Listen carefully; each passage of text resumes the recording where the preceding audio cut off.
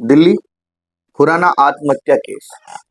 जब पूरा भारतवर्ष 1 जनवरी 2025 नए साल के जश्न में डूबा था और पहला ही दिन था और दिल्ली में एक केस होता है, एक आत्महत्या। मीडिया की खबरों से और जो खुराना फैमिली के परिवार के जो सदस्य उनसे जब खबरें सामने आई तो एक चीज सामने आई, खुराना परिवार के बेटे ने आत्महत्या करी। क्यों करी, किस लिए करी, तमाम चीजों के बारे में जानेंगे। नमस्कार दोस्तों, मैं भरत आज आपके सामने एक ऐसी स्टोरी लेके आया हूं जो 1 जनवरी 2025 को दिल्ली में घटी। ये सच्ची घटना है। इस घटना में हमें जो अभी तक जो पता लगा वो सारी की सारी खबरें आपके सामने हैं। पहले आप जो खुराना फैमिली के साथ जो हुआ, उनके परिजनों ने क्या कहा, वो सारी बात भी आप थोड़ा सुन लीजिए।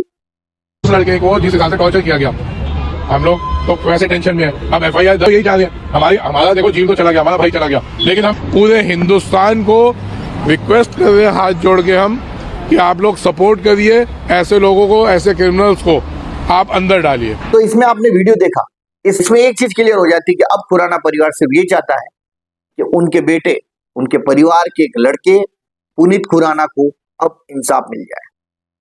दोस्तों, ये कहानी शुरुआत होती है 8 साल पहले, जब खुराना फैमिली के पुनीत और उनकी वाइफ मनिका की शादी होती। सब कुछ बढ़िया चलता है, लेकिन शादी के कुछ साल बाद, यानी थोड़े ही टाइम बाद, ये कहा जा रहा है कि पति पत्नी में आपस में जमना बंद हो जाती है। ये तमाम तरह की बातें जो कहीं ना कहीं मीडिया के माध्यम से उनके परिवार से हमें मिली। पिछले 2 सालों से पुनीत और मनिका दोनों अलग रह रहे थे।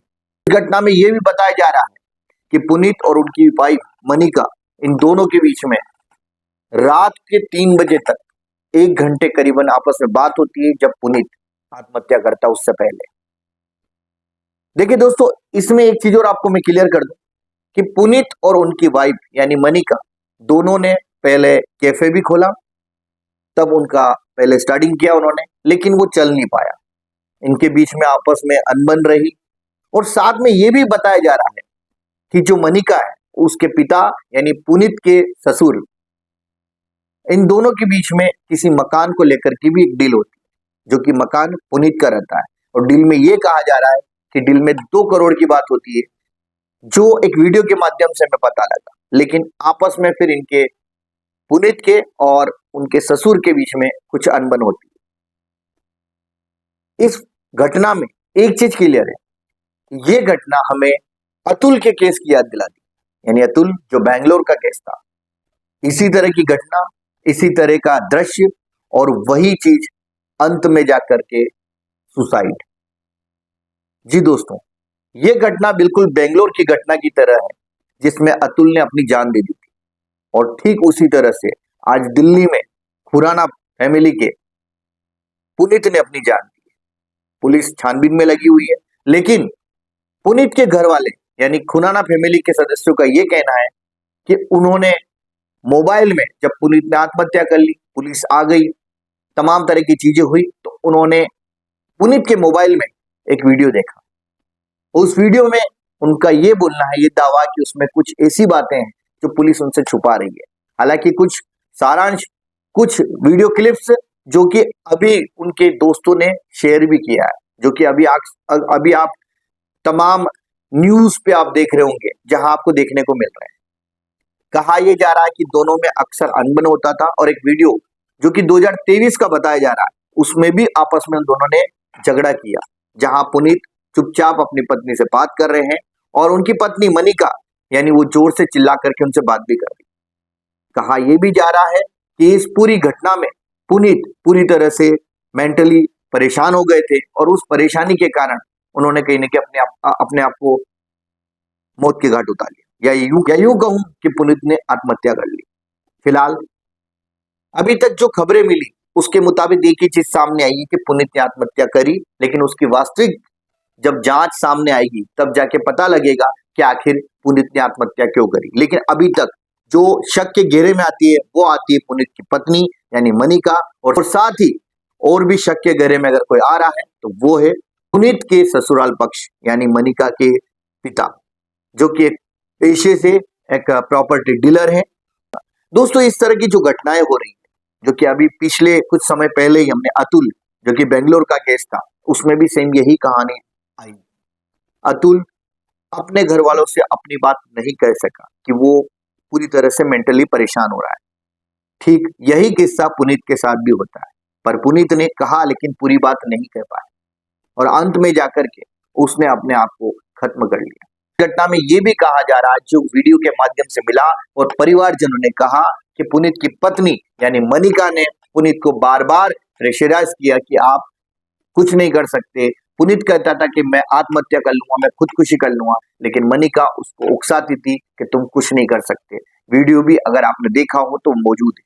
दोस्तों, इन घटनाओं से अगर कोई सीखने वाली चीज है तो एक ही चीज है कि जो इस तरह की घटनाएं होती है पहले तो वो नहीं होनी चाहिए, और अगर ऐसा होता है तो पहले कोशिश की जाए कि दोनों एक हो जाए। अगर फिर भी नहीं होते हैं तो खुशी खुशी दोनों को अलग होना चाहिए। ये कतई नहीं करना चाहिए कि एक व्यक्ति दूसरे व्यक्ति को पूरी तरह से टॉर्चर करे या परेशान करे। इसमें दो ही चीजें होती है, एक व्यक्ति अपनी जान देता है, अपनी आत्महत्या करता है, और दूसरा व्यक्ति पूरे जीवन काल परेशान रहता है। यानी कहने का बड़ा सिंपल सा मतलब निकल रहा है यहाँ पर कि चाहे कितनी भी घटनाएं हुई, परेशान दोनों को होना पड़ा है। उससे ज्यादा परेशान होना पड़ा उस परिवार को जिस परिवार के बेटे बेटे का जीवन खत्म हो गया, जैसे कि पुनीत के साथ हुआ, या मैं यूं कहूं जैसा कि अतुल के साथ हुआ। तो मेरा आप सबसे हाथ जोड़ के निवेदन है, अगर किसी के साथ इस तरह की चीजें हो रही है, अपने परिवार को, अपने परिवार में सदस्यों को या अपने किसी खास दोस्तों को जरूर बताएं कि उनके साथ क्या चल रहा है, ताकि उन चीजों का समय रहते समाधान निकल सके और इस तरह की घटनाओं से बचा जा सके। क्योंकि ये वास्तविकता है कि जब व्यक्ति उस प्रेशर में आ जाता है, जब व्यक्ति अपने आप को परेशान कर लेता है, तो इस तरह के कदम उठा लेता है। तो क्या इन कदमों को रोका जा सकता है? अगर आपके पास कोई सुझाव है तो सुझाव जरूर दीजिए कि आखिर इन घटनाओं को किस तरह से रोका जा सकता है। दोस्तों, एक मैसेज आप सभी के लिए, आप खुश रहिए, सलामत रहिए, अपने और अपने परिवार वालों का ध्यान रखिए, और आपस में कभी इस तरह के विचार आए तो इन विचारों को अपने किसी खास दोस्तों को या परिवार को जरूर शेयर करें कि भाई मेरे दिमाग में इस तरह के विचार आ रहे हैं। अगर कभी खुदा न खास्ता कभी ऐसा कुछ आपके दिमाग में आता है, और मेरा हाथ जोड़ के उन तमाम बहनों से भी मेरा कहना है कि अपने पतियों को समझने का भी प्रयास करिए, ताकि इस तरह की घटनाएं नहीं है। मैं ये नहीं कह रहा हूं कि आज की पत्नी अपने पतियों को नहीं समझती है। इस घटना में और आगे क्या होने वाला है, तमाम तरह की जानकारी आपके सामने आगे और लेके आने वाला हूं मैं। तब तक के लिए नमस्कार।